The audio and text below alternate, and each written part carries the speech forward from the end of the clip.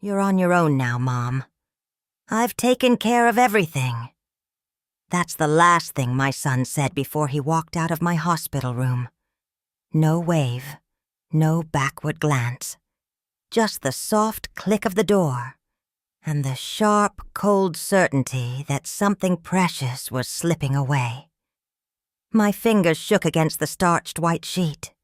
The taste of betrayal was bitter as the hospital coffee cooling on my tray. For 40 years, I thought I knew Tyler's heart.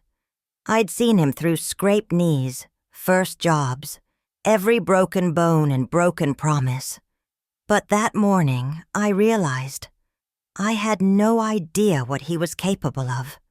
Not until I became an inconvenience he could cash out. When the nurse came in, her voice was soft, almost apologetic. "Mrs. Evans, do you have anyone picking you up today?" I lied and said yes. The truth? No one was coming. By the time I reached home, alone, the porch light was out. The mail piled up and my savings were gone. Every account, every policy emptied by the son I trusted most. People talk about family as if it's a shield, but sometimes family is the knife. If you've ever wondered what your child might do when no one is watching, this is the story you need to hear. Because the real pain isn't what you lose, but who you lose it to. Would you ever suspect your own child could do this? I used to think there were signs before a storm. Tiny cracks in the foundation, uneasy silences over dinner, secrets lurking in the quiet spaces between words.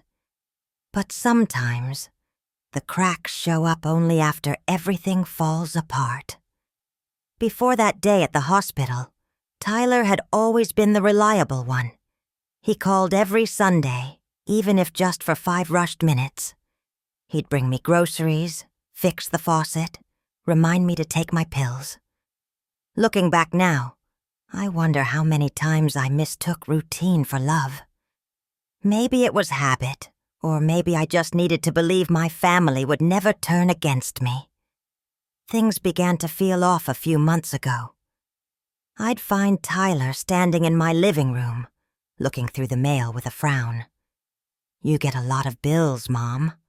Are you sure you're not missing anything?"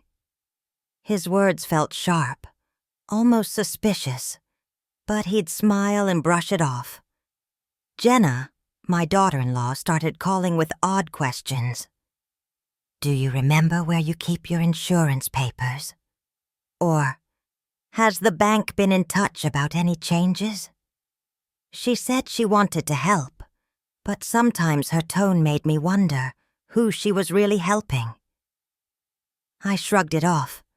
Maybe it's just concern, I told myself. But then there were the whispered arguments behind closed doors. The phone calls Tyler would take out on the porch, his voice dropping low whenever he said my name.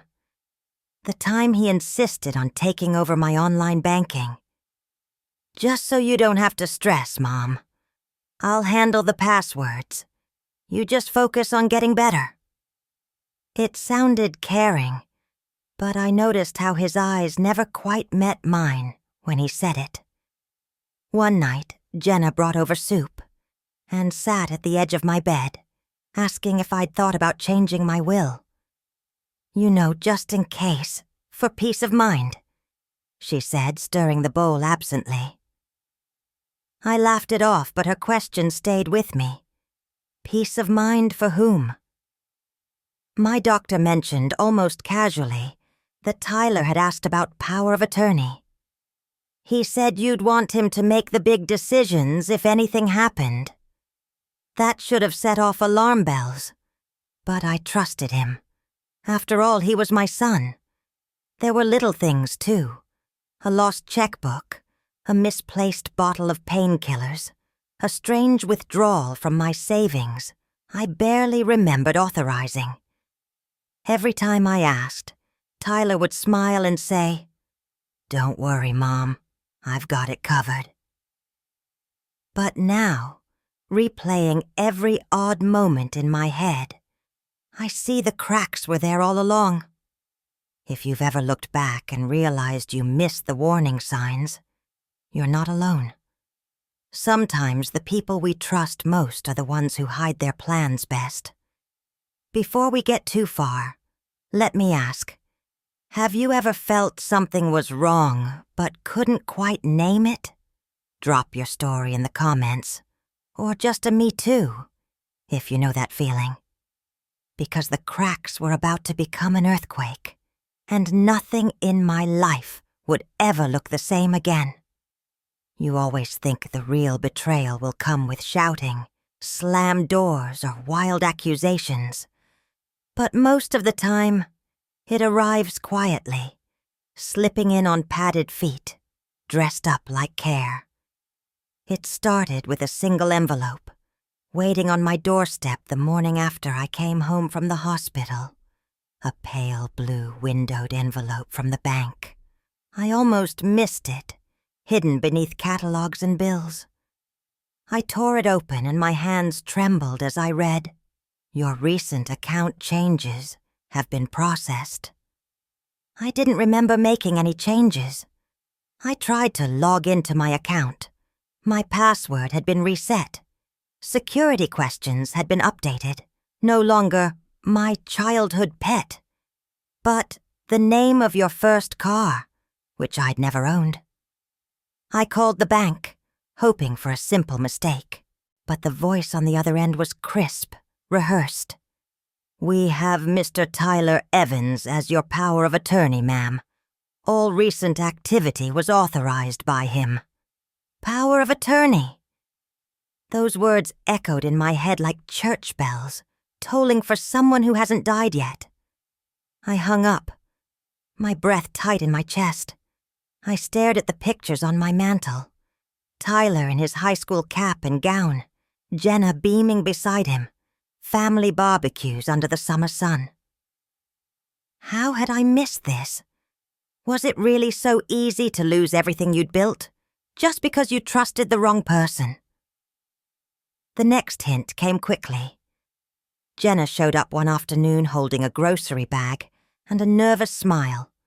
She fussed over me, checked my medicine bottles, sorted my pills, threw away the expired ones. "You know, Margaret," she said gently, "Tyler worries so much about you. He just wants to make sure you're safe. Maybe it's time to let him handle things. He's good with numbers, you know." Her voice was soothing, but something about the way she avoided my eyes sent a chill down my spine. The cracks from before grew wider. I'd ask Tyler simple questions: where my checkbook was, why I hadn't received my Social Security deposit, and he'd brush me off.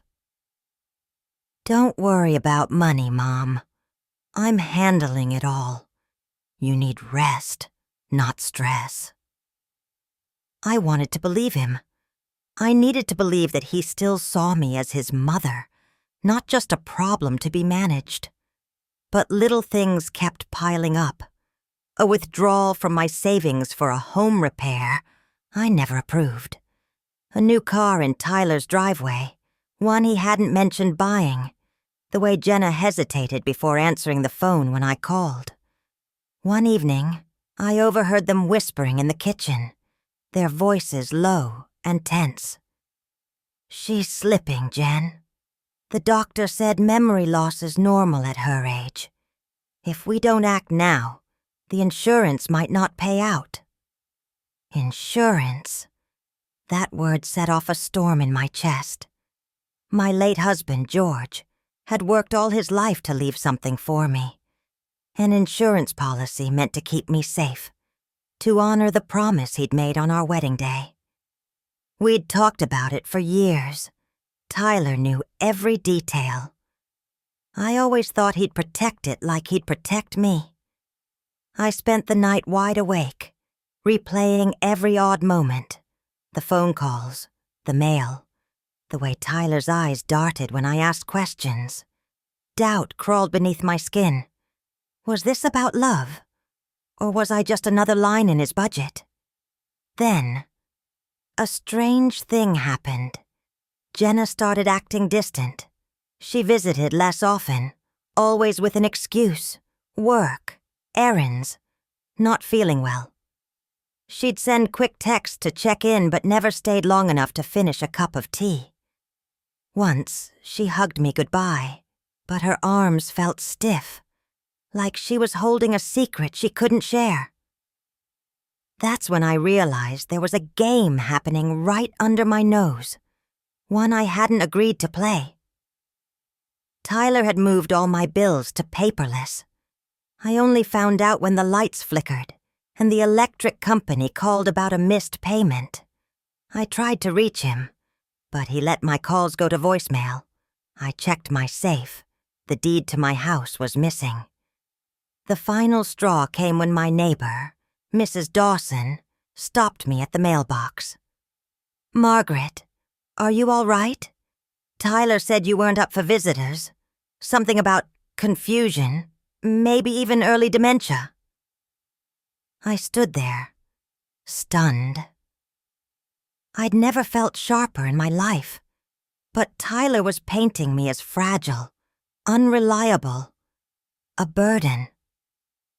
I sat on my porch that evening, the autumn air biting at my cheeks, and felt grief well up where trust used to live. Was this what getting old meant?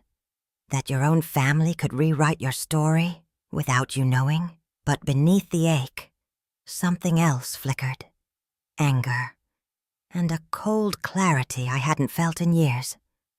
I decided right then that I wouldn't go quietly.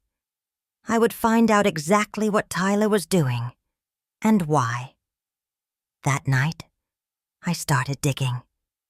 I pulled out every old insurance document, every bank statement I could find. I made a list of everything that felt off, every story that didn't add up. And as I traced the lines of deception, I realized, sometimes, surviving means becoming your own detective. If you've ever felt alone in your own family, wondering if you're the only one who sees the cracks, you're not crazy. You're just ahead of the story. Have you ever wondered if someone you love could hurt you for money? Comment yes if you know that fear. Because the real betrayal was just getting started, and I was about to discover a secret that would change everything. It's strange how betrayal doesn't always come with thunder. Sometimes it sneaks in as a whisper, the kind that grows until you can't hear your own voice over it. After that night on the porch, I made up my mind. I wouldn't let myself fade quietly into the background. My life, my story, deserved better than a quiet erasure. The next morning, I called my friend Linda from church, a woman who'd survived her own family's storm. I told her I just wanted company, but she knew. "Margaret, honey," she said, "sometimes the only way to stay standing is to start digging." We spent the afternoon sorting through my old files, folders with George's careful handwriting, insurance policies he'd paid on for 30 years. Linda noticed one thing first: the recent payout form, stamped and processed, but not signed in my handwriting. The signature looked practiced, too neat. I wrote it down. Signature doesn't match. My mind kept circling the missing deed, the online banking, each detail a loose thread begging to be pulled. The more I looked, the clearer it became. This wasn't carelessness. It was a pattern. Every detail led back to Tyler. But the part that gnawed at me most was Jenna. Her distance felt calculated, not accidental. That night I texted her, "Tea tomorrow? Just us?" She agreed. She showed up after work, hair tied back, nerves visible in the way she fiddled with her phone. I poured her a cup and waited, silence stretched between us like a tightrope. Jenna, I began. I know things haven't been easy, but I need you to be honest with me. Is there something I should know? She looked at her hands. I never wanted it to get this far, Margaret. Tyler said you needed help, that maybe your memory wasn't what it used to be. He wanted to protect you, but things got complicated. I watched her carefully, searching for a crack in the armor. What things? She hesitated, then leaned in, voice low. He owes people money, Margaret. A lot. He thought the insurance payout would be enough to fix it all. He said you'd never notice. The words hit me like a cold wind. All those years of sacrifice, of building something for our family, reduced to a quick fix for debts and secrets. Did you help him? She shook her head. Not really. I tried to talk him out of it. But he's desperate, and I'm tired of being the one who cleans up after him. A silence settled over us, but something shifted in Jenna's eyes. Regret, maybe, or the faint glimmer of hope that things could be set right. That night after Jenna left, I found myself back at the kitchen table staring at George's old insurance papers. If you ever get lost, he'd written in his careful script, follow the money. It always tells the truth. I realized then that this was about more than money. It was about legacy, what we leave behind, and who we trust with it. The next morning, I called the insurance company, feigning confusion about a supposed payout. The woman on the other end was polite. Yes, Mrs. Evans, your critical illness policy was claimed and paid out to an account ending in 4931, authorized by your power of attorney. My heart pounded. That wasn't my account. I wrote down every detail. I called my bank and requested a printed record of every transaction over the last 6 months. Each line was another wound.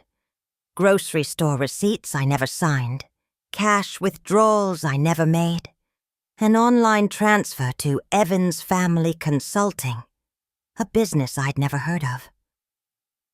The next day, I stopped by the pharmacy.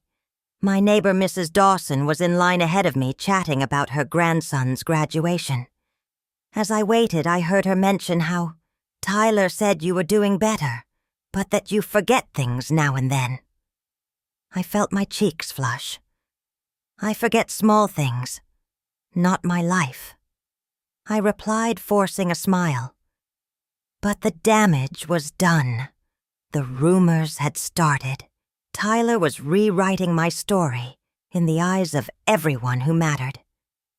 That evening, I decided to set a trap. If Tyler wanted me out of the way, I'd give him a front row seat to my own performance. I called him, voice weak and wavering. Tyler, I'm not feeling well. Maybe you're right. I should let you handle things for a while. He arrived the next morning, all concern and false comfort. He insisted on making my breakfast, checking my pills, even calling the doctor to update him on Mom's condition. I played along, letting him believe I was slipping. But when he left, I made a call to Jenna. If you ever want out of this mess, I said softly, help me get my life back. There's still time to do the right thing. A long pause. Then quietly, what do you need me to do? The first alliance was forged. In the days that followed, I let Tyler think he was winning. He moved more money, shuffled more paperwork, got bolder with every act. All the while, Jenna started slipping me copies of emails, bank alerts, and phone records. Every day, My file of evidence grew. But for all the tension, I still found myself grieving. Grieving not for the money, but for the little boy who used to run to me after a nightmare, who cried at movies, and once gave me a macaroni necklace for Mother's Day. There's a strange sort of love in not giving up, even on those who hurt you most. Have you ever held on to hope when everyone else told you to let go? Share your story below, or just type hope, because hope was all I had left, and I was about to bet everything on it. The days that followed felt like living in a house built on shifting sand. Every step forward was a test to see what might crumble next. I was careful. I let Tyler believe he was still in control, that my mind was slipping just as he'd told everyone it was. There's a strange power in being underestimated. You can listen, you can watch, you can gather truth right in plain sight, because no one is looking for it in you. Jenna became my eyes and ears. She'd leave sticky notes in the laundry room. Call me if you need anything, which really meant I have new information. The first was an email Tyler had sent to a loan officer. The subject line, urgent, funds required for debt consolidation. He attached a copy of my driver's license, signed power of attorney, and even a fake prescription list to make it seem I was losing capacity. My hands shook reading it, but I steeled myself. This wasn't the boy I'd raised. This was someone desperate, cornered by secrets he couldn't outrun. We planned quietly, like two chess players moving in silence. My task? Play along with every story Tyler fed me. Hers? Collect proof and keep me in the loop. Every night I made tea, stared at the kitchen clock, and waited for her coded texts. Each one was a lifeline, a reminder I wasn't in this alone. But some days doubt crept in. I'd catch Jenna gazing out the window, lost in her own war. I wondered if she'd back out. I wondered if I was asking too much, risking too much. One evening, after Tyler left the house with my checkbook, Jenna lingered. He's getting reckless, Margaret. I think he knows something's changed. He's watching both of us. Her eyes brimmed with tears she refused to let fall. I married a good man. I don't know who he is anymore. I wanted to comfort her, but I was learning there are wounds that only time or truth can heal. I told her, you're not to blame for someone else's fall, but you get to choose if you help them stand back up. Meanwhile, Tyler was unraveling. The pressure was getting to him.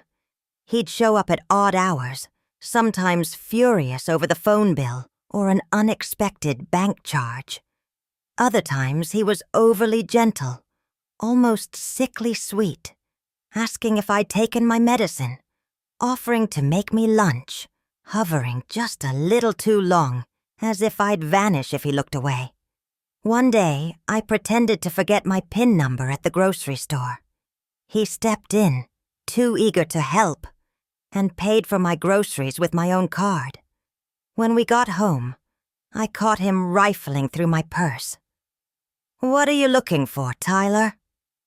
He froze, then smiled. "Just making sure you didn't lose your keys again, Mom."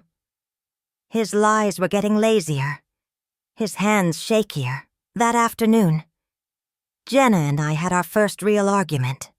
She wanted to go to the police immediately. "What if he empties everything before we can stop him?" she whispered. I shook my head. If we go too soon, he'll see us coming and disappear. We need everything, the emails, the bank transfers, even a witness statement from Mrs. Dawson. One wrong move and this all blows up. She stared at me, eyes hard. "So we just wait?" Hope he doesn't hurt you? Or himself? I took her hand. We don't wait. We prepare. The more careless he gets, the clearer the truth will be. Then, when it counts, we move all at once. The stakes rose a week later. I received a letter from the insurance company. Dear Mrs. Evans, please contact our office regarding the recent payout request. Additional documentation is required. My heart raced. This was our opening, a sign they needed proof. If we could intercept the next call or record Tyler's story, we'd have more than suspicion. We'd have a case. Jenna and I spent the next 3 days gathering everything: screenshots, text messages, receipts. The voice memo I'd secretly recorded of Tyler, admitting he just needed to make things right. At the same time, he grew more frantic. The debts were closing in, and so was his paranoia. One night, I heard the front door slam at midnight. Tyler stormed into the kitchen, demanding I hand over my jewelry box for safekeeping. I looked him in the eye for the first time in weeks and said, "The safest place for my things is with someone who remembers why they matter." He stared at me, confused, maybe scared, and left with nothing. In those moments, I saw a flicker of the son I loved. Beneath the panic, the lies, the desperation, was a boy who once brought me daisies from the yard and promised to take care of me forever. But I also saw a man willing to burn everything for one more chance at escape. Jenna and I set our plan. She would tip off the insurance company, quietly, as a concerned party. I would visit the bank, this time with a lawyer from Linda's church, just in case. We agreed. One more slip, and we would bring everything into the light. If you've ever had to fight for your own dignity against the people you love, you'll know how much courage it takes just to breathe. Would you risk your family's name to save your own future? Leave a comment or just say brave if you've ever stood alone when it mattered most. The game was on, and I was finished playing by Tyler's rules. If you've ever waited for the other shoe to drop, you know the ache, the heaviness that lives in your chest, humming like a warning. That week, every hour stretched tight, as if the whole house could sense what was coming. Jenna and I barely spoke by phone, relying on coded texts and brief visits where we traded updates under the cover of folding laundry or watering the garden. The truth was almost ripe, ready to be picked. But with every new piece of evidence, my heart split wider, part hope, part mourning. I knew justice would have a price, and I wasn't sure if I'd counted the full cost. The first domino fell at the bank. I scheduled a meeting with a local attorney, Mrs. Peterson, whose calm voice reminded me of church on rainy Sundays. We walked into the branch together, my hands clutching a folder packed with every odd receipt, forged signature, and bank statement Jenna and I had collected. The manager greeted me with a smile that faltered when I laid out the documents. Mrs. Peterson did the talking. "We believe Mrs. Evans is the victim of financial exploitation. Her son, Mr. Tyler Evans, obtained power of attorney under false pretenses and used it to divert funds, cash out insurance benefits, and transfer property. Here is the evidence." The manager's eyes widened as he flipped through the file. "We'll begin an immediate investigation," he said. "Do you wish to freeze all affected accounts?" "Yes," I said. "Today." A strange relief washed over me. I had imagined this moment so many times, always with shaking hands, always afraid of what it might cost. But in that room, I felt stronger than I had in years. Maybe because I wasn't fighting alone. Meanwhile, Jenna contacted the insurance company's fraud hotline, reporting suspicious activity and her husband's erratic behavior. The agent thanked her, promised to escalate the case, and asked for a signed statement. That evening she arrived at my house after dark, a folder clutched to her chest. "I wrote down everything I know," she said, voice trembling. "If it helps, use it. I'm done hiding." But Tyler must have sensed the walls closing in. He came by late that night, wild-eyed, demanding answers. "Why are my cards being declined? Did you do something, Mom?" I stood in the kitchen, the moonlight shining on the countertop between us, a line neither of us could cross anymore. "I'm only protecting what's left, Tyler," I said quietly. "The rest is up to you." He slammed his fist on the table, cursing Jenna, cursing the bank, cursing me for turning everyone against him. There was no apology, just panic. For a moment I saw the child in him, lost, angry, afraid. But the man he'd become was a stranger. The next morning the bank called. "Mrs. Evans, we've frozen all accounts associated with the power of attorney.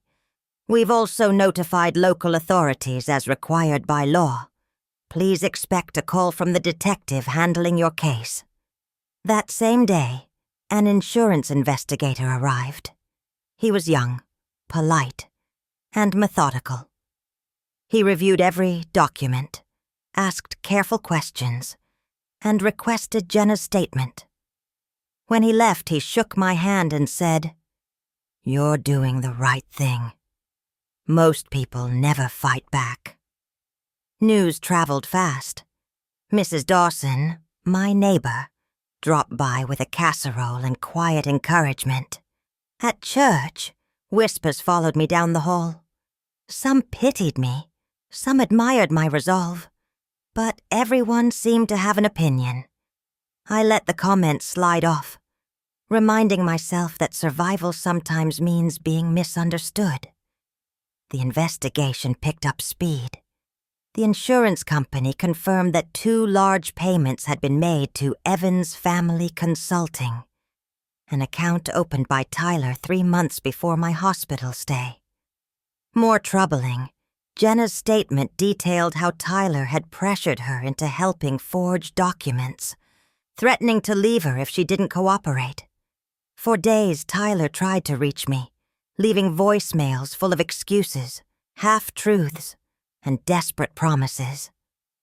"I'll pay it all back, Mom. Just stop this before it gets out of hand."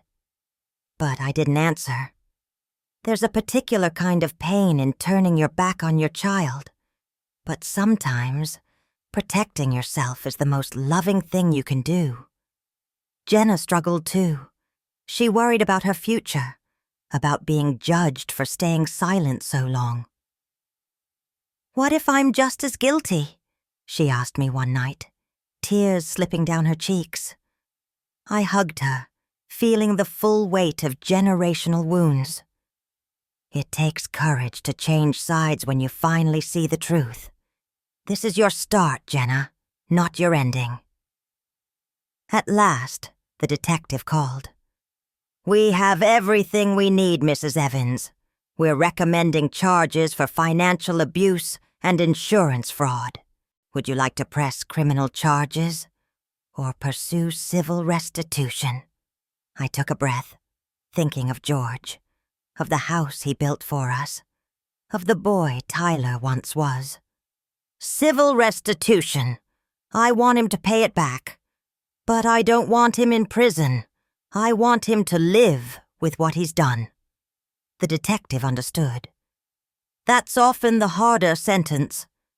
The day before the official hearing, I sat with Jenna in the living room, the autumn sun warming the faded carpet. We didn't talk much. Sometimes there's nothing left to say. Just a kind of silent hope that tomorrow will be different. If you've ever stood at the edge of justice, not sure if you're strong enough to take the final step, you're not alone. Would you choose punishment or a second chance? Let me know your answer below. Or just type forgiveness. Because tomorrow, everything would change.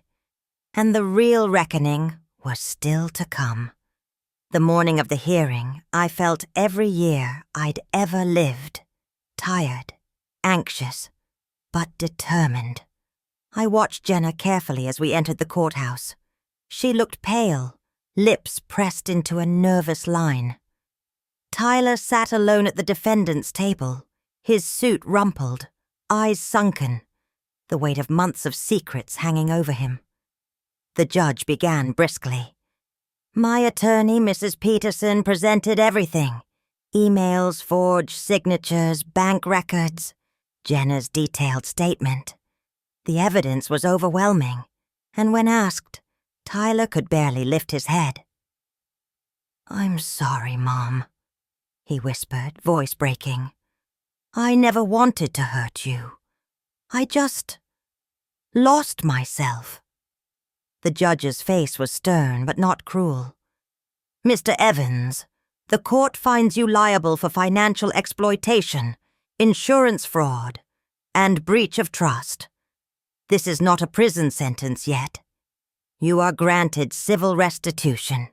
All misappropriated funds must be repaid. Your wages will be garnished, and your financial activity will be supervised by the court. You have lost all legal authority over Mrs. Evans's affairs. Failure to comply at any point will result in immediate criminal charges and incarceration. Redemption is not your right. It is your responsibility. Do you understand?" Tyler nodded, shoulders slumped. There was no fight left, only shame and the cold reality of what he'd done. The courtroom emptied out slowly, the whispers of neighbors and strangers trailing us into the hallway. I stood there for a moment, feeling the strange mixture of relief and sadness that justice sometimes brings. The ties between us had been broken, but in that silence, I also felt the smallest glimmer of something not yet named. Maybe hope.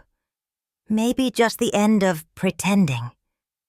Before we could leave, Jenna called out, "Wait!" Her voice trembled, but she squared her shoulders, meeting Tyler's gaze. "There's something you need to know before you decide what comes next." She took a shaky breath. "I'm pregnant, Ty." For a heartbeat, the world froze. Tyler stared, stunned, tears welling in his eyes. You're going to have a baby?" Jenna nodded, her voice finally strong. "Yes, and I kept it quiet because I didn't know if this family had any future. But now you have a choice, to become the man our child deserves, or let this be the end of everything." The judge, still packing her files, paused and looked up, her voice unexpectedly gentle. "Mr. Evans, consider this your second chance. Not everyone gets one." Tyler's hands shook. "I want to do better. I want to pay back what I owe. I want to be a good father." Jenna stepped closer, her hand finding his. "It won't be easy, Ty. We'll have to rebuild, one day at a time. For our child. For your mother. For all of us." I watched the two of them, tired, afraid but no longer hiding. For the first time, the ache in my heart softened. Just a little. Redemption wasn't instant.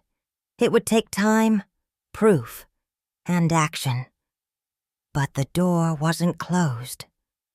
Outside the courthouse, the air was brisk, the sunlight brighter than I expected. Tyler lingered as if unsure he was welcome. I met his eyes and spoke quietly. "Prove it, Tyler.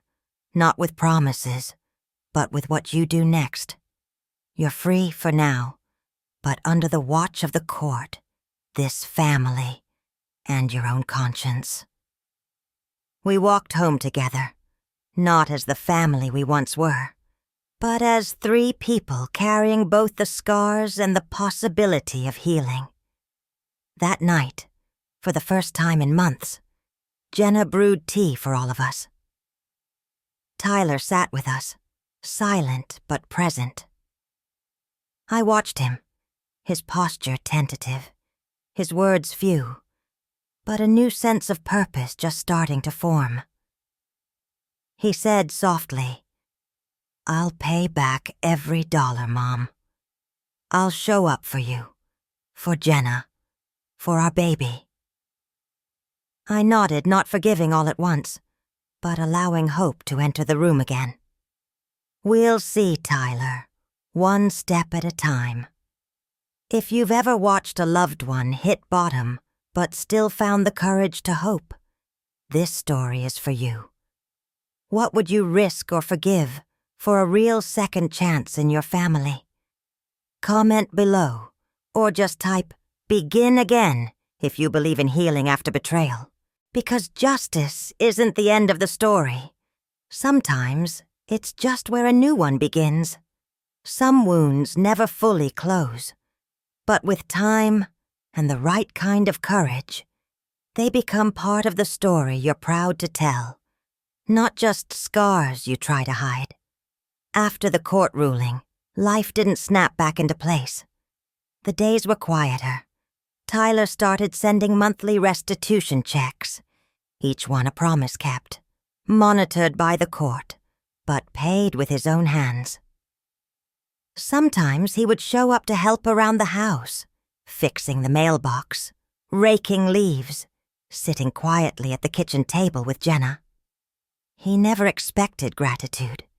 He just worked, letting his actions speak. Jenna and I grew closer through the slow unfolding of hope. Doctor's appointments and baby books, laughter over nursery paint colors, tears when old grief came back. Sometimes we talked late into the night, both afraid, both holding on to a fragile sense of family that was being rebuilt, one honest day at a time. At church, our second sunrise circle became a source of strength. Women showed up with stories of broken trust and surprising forgiveness. We didn't try to fix one another. We simply listened, knowing the work of healing is messy and long, but always worth it. The truth is, forgiveness isn't about pretending nothing happened. It's choosing to believe that something better might still grow. I found myself forgiving Tyler, not to erase the past, but to open a door to the future. He never asked for quick acceptance. He just kept showing up, week after week, determined to earn back a place in our lives, especially with a child on the way. Sometimes healing comes in unexpected forms. It's a gentle morning, Jenna humming as she folds tiny baby clothes. It's Tyler pausing before leaving just to say, "See you next week, Mom." It's the peace of knowing that, even after all the brokenness, we're choosing each other again. If you're listening, maybe you know this kind of ache, the hope that your family's story isn't finished. Maybe you're still in the hard part, or maybe you're just now ready to begin again.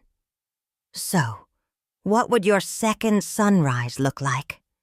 Share your answer below, or just type "fresh start" if you believe in new beginnings. And if these stories of quiet revenge, family healing, and true forgiveness move you, subscribe and stay with us. Because sometimes the bravest thing we ever do is not to let go, but to let each other try again.